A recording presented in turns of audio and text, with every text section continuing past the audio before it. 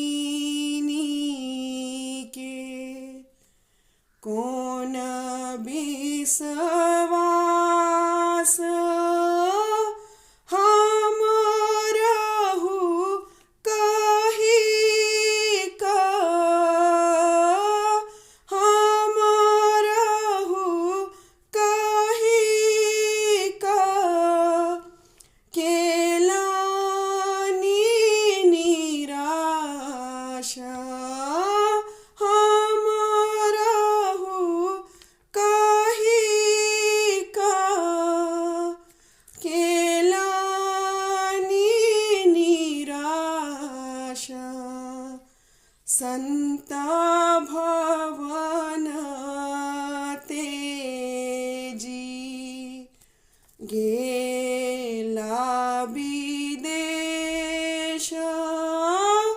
कोना विधि काटब कोना विधि काटब बारी बयेश धनहि विद्यापति गाओल बसंत भनहि विद्यापति गाओल बसंत ककरेहु जूनी देव ककरेहु जूनी देव अमरुख कांत ककरेहु जूनी